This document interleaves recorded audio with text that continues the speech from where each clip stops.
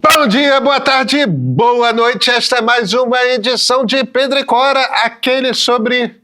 Tem GPT novo na praça, hein? Tá chegando, tá vindo, tá na sua cara. Pedro e Cora, como vocês sabem, toda terça-feira, toda quinta-feira no YouTube do Meio, na sua plataforma favorita de podcast. Eu sou Pedro Dória e ao lado está minha querida amiga Cora Rona, hein? GPT-5?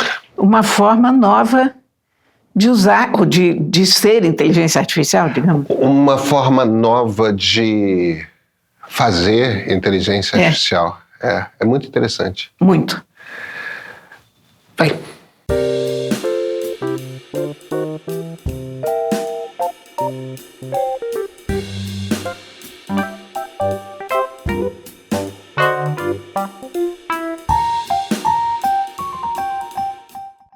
Cora Rona, hein? A gente está gravando alguns dias antes da terça-feira, que é quando esse programa vai ao ar. Então, eu não sei se já teremos na rua GPT-5. Mas tudo indica que é nas primeiras semanas de agosto que sai o GPT-5. A OpenAI está com vários lançamentos. Semana passada lançou os primeiros modelos abertos, né? Um é pesadão, você precisa de um belo servidor, que só o chip custa $50 mil para rodar. O outro parece que está rodando em computador que as pessoas têm em casa. Tipo, se você tiver um computador é o 2.0, né? Uma versão que eles fizeram light, né? Um é baseado no GPT-4 O4 e o outro é baseado no GPT-4 O3. Esse O3 parece que você pode rodar se você tiver um computador parrudo, se o seu computador for um computador forte, você consegue rodar em casa no seu processamento. Você não precisa usar... Eu vou experimentar, porque o meu computador eu acho que tem... É possível. O meu computador tem roda certamente... para isso, certamente o seu computador roda. Não é trivial, mas o próprio GPT te ensina. Né? Sim, pois é. E você faz esse tipo de coisa, né?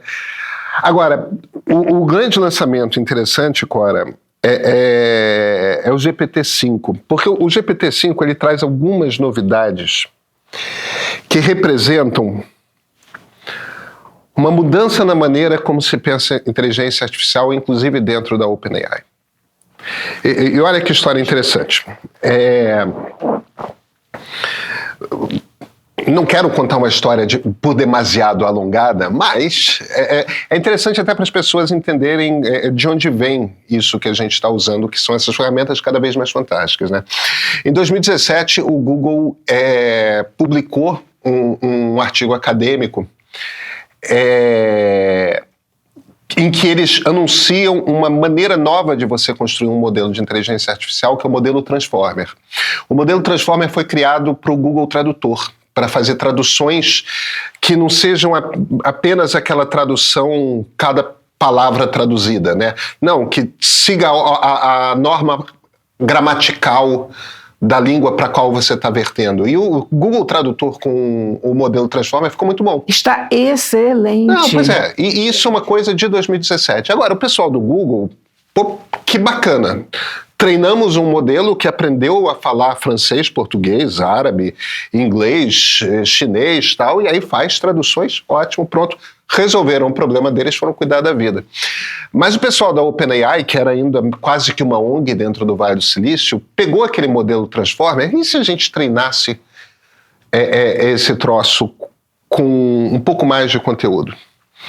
Aí eles fizeram um modelo com um treinamento que era um pouco maior do que a Wikipedia completa, a base de treinamento, né? Porque no fim das contas o que você precisa é de muitos textos para ele aprender como é que é a estrutura daquele negócio. E quando eles fizeram esse pequeno treinamento, eles bateram o teste de Turing. O teste de Turing, evidentemente, é aquela coisa que o Alan Turing propôs ainda nos anos 40, que é a ideia de você estar numa sala e você está conversando através de um computador, num chat, com uma outra pessoa na outra sala. Ou uma outra entidade na outra sala. Você não sabe o que está na outra sala. Então você faz 3 perguntas. E essa entidade na outra sala te responde através do computador. Se você percebe que você está falando com o computador e diz é um computador, não passou no teste de Turing. Se é um computador e você acha que está falando com uma pessoa, passou no teste de Turing, chegamos à inteligência artificial. Então, o Google inventou esse modelo Transformer e foi o pessoal da OpenAI que percebeu que você conseguia quebrar o teste de Turing usando aquela tecnologia, aquela maneira de treinar um algoritmo que o Google tinha inventado. Isso é o GPT-1. Aí eles fizeram o GPT-2 e eles lançaram em público na forma de um chat, que é o chat GPT, quando estava no GPT 3.5. Agora, e aí isso foi em dezembro de 2023 e em março de 2024 eles lançaram o GPT-4 e a gente está agora na espera do GPT-5. Mas veja, o que é o GPT-1, depois o GPT-2, depois o GPT-3, depois o GPT-4? O que cada modelo desses é o seguinte, é a mesma lógica de treinamento usando o modelo Transformer, só que cada vez com uma base maior de textos. Então, no GPT-3 eles usaram um pedação da internet pública, no GPT-4 eles usaram muito mais. E o raciocínio, a tese que a OpenAI seguia era, quanto mais texto você dá para treinar esse modelo, quanto mais textos diferentes o computador, seguindo essa regrinha de bolo, lê, mais sofisticado e mais inteligente é o modelo que você produz. O problema é o seguinte, eles começaram a treinar gastando cada vez mais dinheiro. Um negócio que eles estavam chamando de Orion, que era para ser o GPT-5.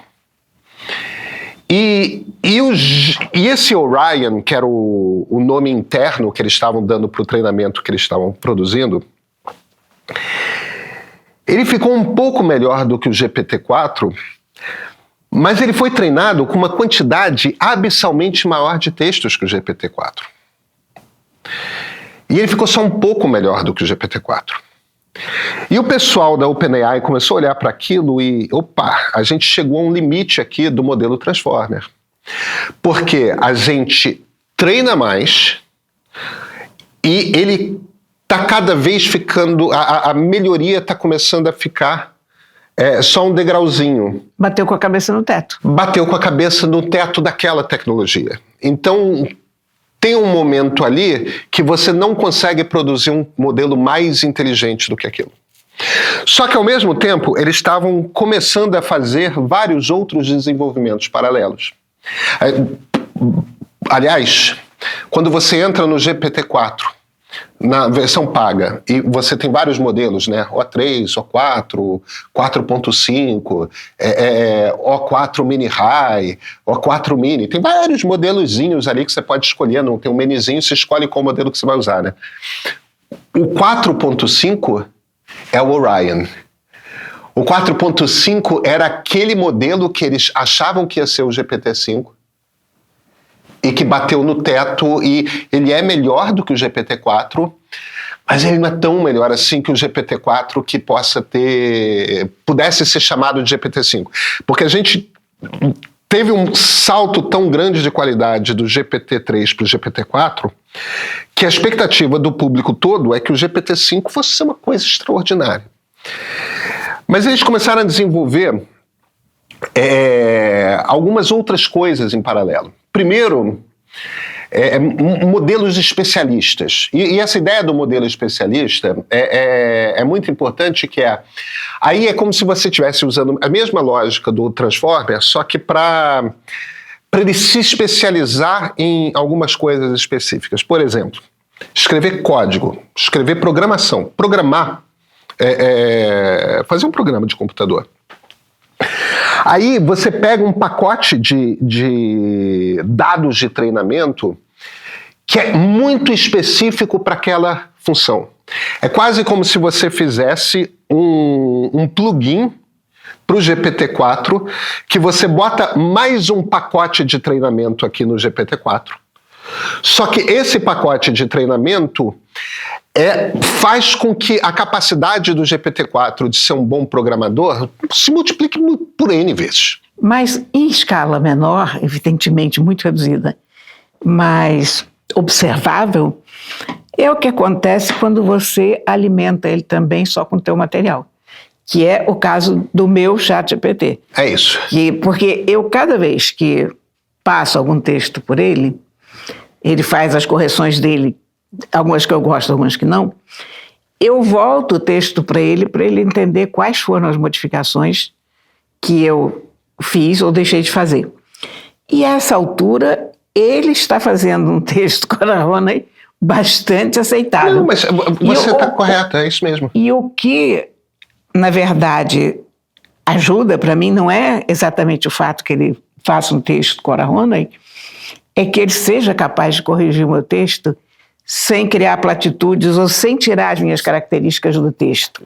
Ele foi tão... Eu escrevi uma coluna, nós estamos gravando aqui com uma certa antecedência, eu escrevi uma coluna para quinta-feira passada sobre nosso ministro Alexandre de Moraes, porque, né, que outro assunto que o ser humano tem por escrever uma coluna nesse momento. E eu, entre outras coisas, observo que o ministro escreve mal. Ele tem mania de usar caixa alta no meio do texto. É uma coisa horrorosa. Mas, então, eu digo isso. Ele tem mania de usar caixa alta quando ele está muito exaltado. Aí boto lá. E depois eu uso mais 2 vezes caixa alta aí já no meu texto para fazer uma brincadeira com aquilo ali. Olha aqui, ele não mudou a caixa alta.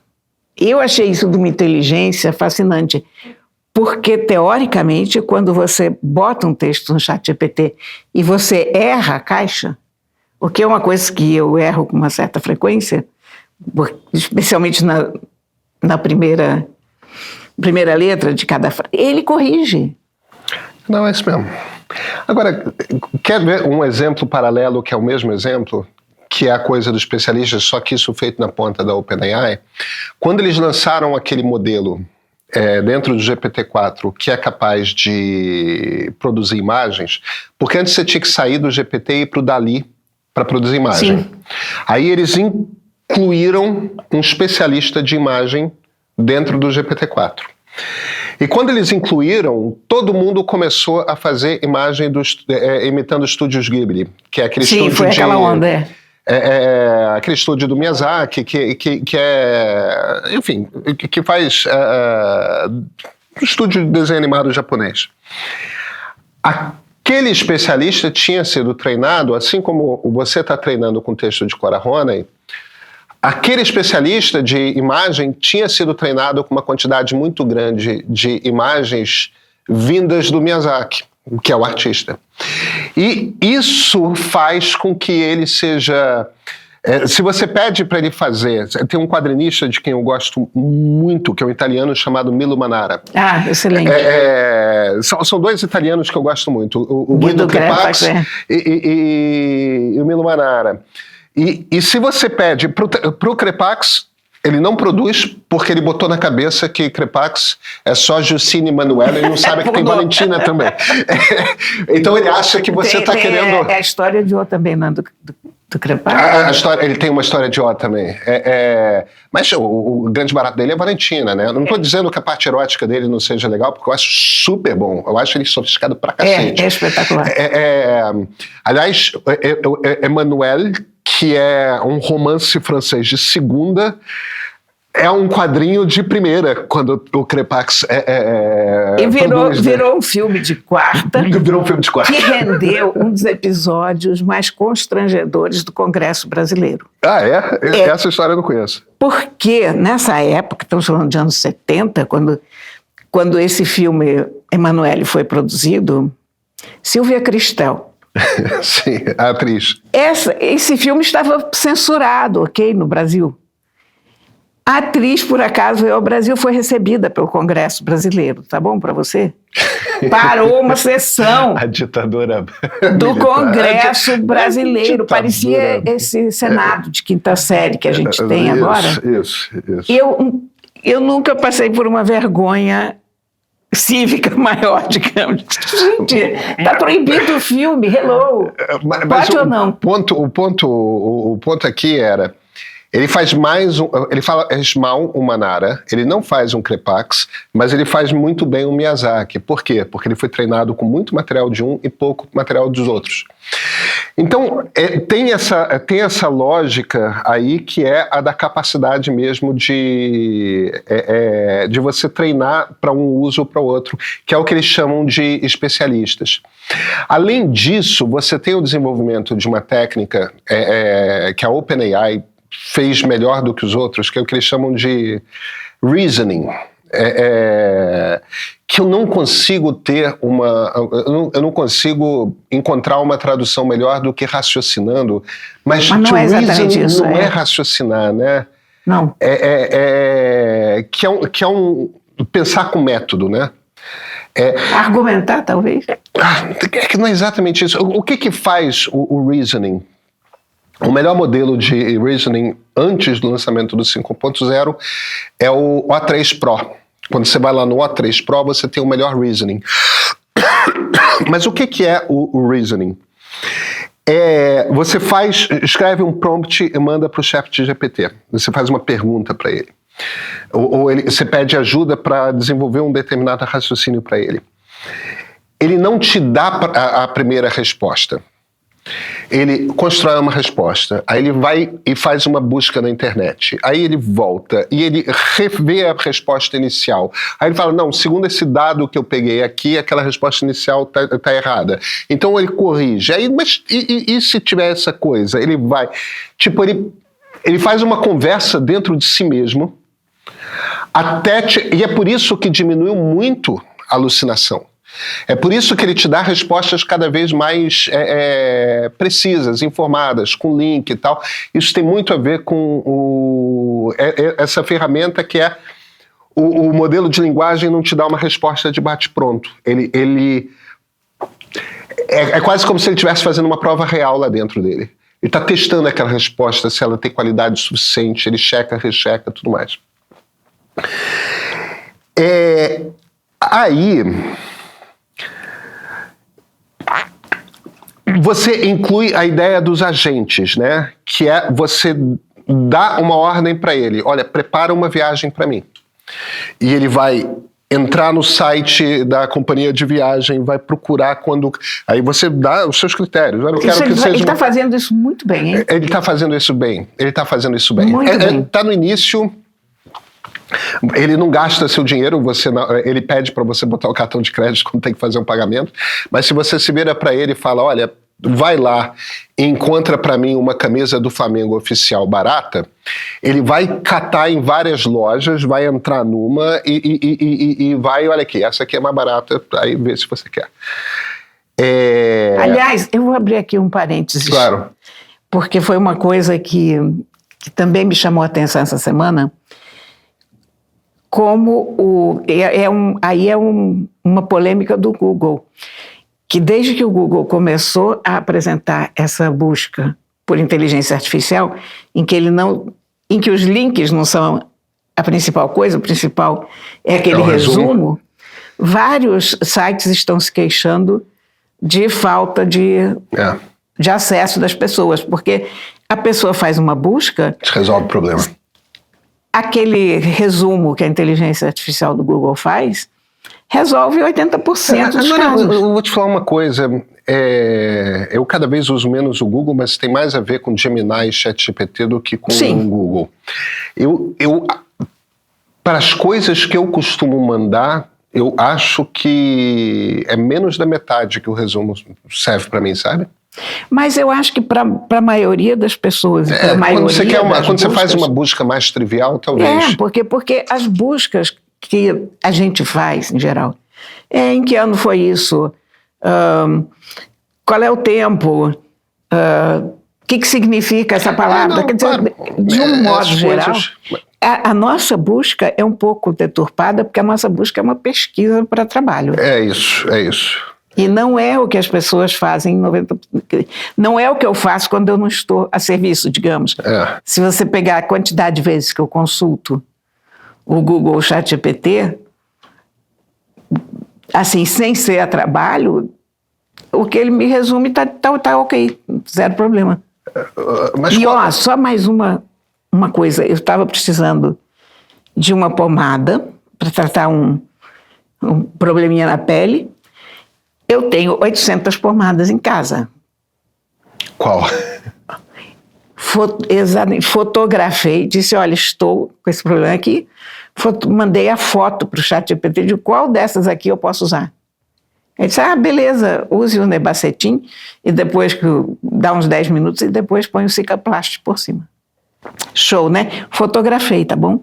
Eu faço isso a toda hora. Genial, né? Eu acho espetacular. Sei lá, 10 tubos de pomada diferentes e... O GPT-5, que vai sair esse mês, ele é um conjunto dessas tecnologias. Eles estão dizendo que é um modelo MOE. M-O-E. E o que é esse M-O-E? Mixture of Experts, mistura de especialistas. Então essa ideia do pedaço que faz desenho, o pedaço que processa áudio, o pedaço que faz código de computador, são vários especialistas plugados num melhor modelo de linguagem já treinado. Tipo, deu o teto de treinamento para o modelo genérico, a gente vai plugar especialistas. Sensacional. E aí, ele tem uma coisa que o GPT atual não tem, que é o seguinte. Ele vai fazer uma análise que eles chamam de routing, né, roteamento. Então, você faz um prompt, você não vai ter um minizinho O3, O3 Pro, O4 Mini, O4 Mini High, 4.5... Isso vai acabar. Você faz o seu prompt, você escreve sua pergunta, ele tem um modelo interno de roteamento que ele vai processar aquela pergunta e vai entender qual especialista ele deve empregar para entregar para você a melhor resposta para aquilo que você quer. Então, se você quiser fazer um código, vai ser um. Se você quiser fazer uma pesquisa, vai ser outro. Maravilhoso. A ideia ali toda é você... E a partir de agora, o GPT-5 é o primeiro GPT que é um grande upgrade, né? Vai do 4.5, mas não é um modelo. Na verdade, são vários modelos... É ótimo isso, né? Ancorados num grande modelo de linguagem que é o melhor que a OpenAI já desenvolveu. Então, na verdade, o GPT-5, Cora, ele é uma mudança de geração. É a primeira, desde que a gente está convivendo com inteligência artificial, é a primeira mudança radical feita pela OpenAI de o que eles consideram uma versão nova de modelo. É um salto com uma outra lógica. É maravilhoso isso, né? É muito interessante, né? E você viu que na Califórnia o Claude aposentou, o Claude Sonnet, e as pessoas fizeram um velório, um enterro? Eu não vi isso, que simpático. Foi. Eu achei sumamente californiano. Agora, você sabe que o Dario Amodei, que é o CEO da Anthropic, que é a dona do Claude, ele é o cara que olhou para o modelo Transformer do Google e falou: o que acontece se eu treinar com uma quantidade de texto muito maior do que a usada pelo Google Tradutor? A sacada foi dele. Pronto. Ele é o pai do GPT-1 e do GPT-2. Aí brigou com o Sam Altman e foi criar a Anthropic. Então esse pessoal do Claude, eles não são pouca coisa não. Não. Eles são grandes. Mas eu achei lindo, né? Fazerem um velório. Temos livro? Opa, temos. Ecos da Flip, viu? De pé tá pago? De pé tá pago, de um autor chamado Gauss. Gauss. Foi um dos... Tipo a curva de Gauss? Não, porque é com Z. Tá. Mas é uma edição de Herculano, que é uma editora maravilhosa, que tem toda uma filosofia de... O trabalho de tipografia na capa é muito interessante atrás, né? Isso daqui é da Teresa Bettinardi, que é aquela gênia que eu tanto amo. onde tem a mão dela, não falha, é lindo, é ótimo. Eu estou vendo. E ela é responsável pelo look, digamos, da Herculano. E olha aqui, isso foi um dos sucessos da Flip, esse autor. Foi um daqueles que tinha fila de horas. Ele é marfinense. Martinense. Marfim, Costa do Marfim. Marfinense. Foi para a França.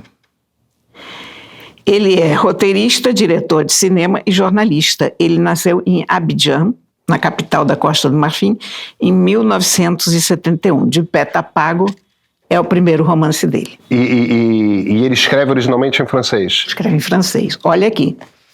É bárbaro. É muito bom.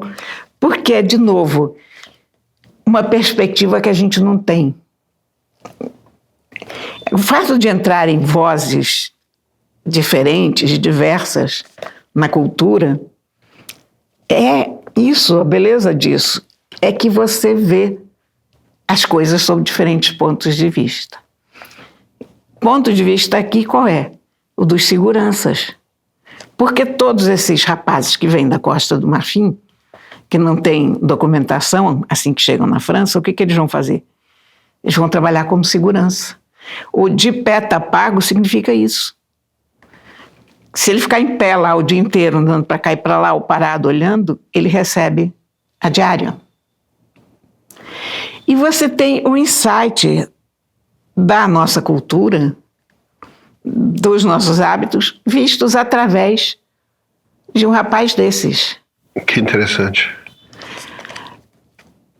É muito bom, porque você vê de onde ele veio, você vê as dificuldades que ele tinha na Costa do Marfim, você vê o que ele enfrenta na França. Ele não é... A gente tem a tendência de achar que todos os imigrantes são agricultores ou gente sem qualquer preparo intelectual. Não é verdade. Aqui você tem um camarada que era professor que vem porque ele queria buscar um universo mais amplo, que ele já não encontrava em Abidjan, mas ele vem para a França com a ideia de voltar para a Costa do Marfim. Então, esse olhar informado e curioso. Então, ele observa os hábitos das pessoas fazendo compras na Sephora, observa toda a movimentação, ele tece observações sobre a cultura francesa, sobre o mundo ocidental, e ele escreve super bem. Então, você lê isso aqui com enorme prazer. É muito bom. Você frequenta um espaço que você não frequentaria. Uhum. Como é que eu saberia o que é a vida de meia dúzia de rapazes da Costa do Marfim? Na França, nunca. E o milagre dos livros é esse. O milagre dos livros, que frase bonita. Mas é verdade. Eu sei. Porque estou eu aqui, essa senhora ocidental, numa faixa etária completamente diferente da deles, então, por vários motivos, a gente não teria contato, e estou eu aqui vivenciando se ele essa diz história. 71, ele está com 54 anos, né? Sim. A distância não é tão grande. Mas não, mas é a idade dos meus filhos, já não é uma... Você já, generacionalmente, você já não interage. Eu sou a mãe deles. É isso. Né? Então, é sensacional, sabe? Eu adorei esse livro, achei esse livro particularmente bem escrito, acho um grande lançamento. Adoro essa editora. Essa editora tem ela sabe o que está fazendo, ela tem um projeto, ela busca textos alternativos, diversos. Muito bom. É uma edição com apoio da Embaixada da França e do Instituto Francês. Isso, aliás, é uma coisa maravilhosa, que escapa à inteligência do Trump e dessa extrema-direita tosca que tem dominado o mundo em tantos casos, né? Eles não se dão conta da importância do soft power. Não se dão... É uma tacanhice mesmo. Isso é uma burrice, é um antolho, sabe? Não, eu sei. Eu sei. Impressionante. E toda vez que eu vejo isso, um instituto desses patrocinando um livro, eu digo, é isso que a gente tem que fazer. Eu concordo É com isso você. que é muito importante. Quantos autores... A gente agora se dá o luxo de ter 2 tradutores do norueguês. 2. Porque você tem um bom instituto lá funcionando. É. Então, por mais Google Translator que a gente tenha, você buscar um livro desses, você chegar à conclusão qual é o livro que você vai editar, qual é a pauta da tua editora, né? O tradutor, porque por mais Google que você tenha, há um momento em que você tem que ter Tem uma arte aí. uma supervisão, um trato, né? Quando não a tradução inteira. Você tem que, enfim, tem o lado humano, tem o aspecto humano. Isso tudo é muito importante, sabe? E a gente está aberto a outras culturas, outras realidades, outras formas de se estar no mundo. De quem é a tradução? A tradução, vamos lá, é de Diogo Cardoso. E o título original é Debout payé. Exatamente isso. De pé, tá pago. E aí você já pensou que realmente eles ficam em pé o dia inteiro.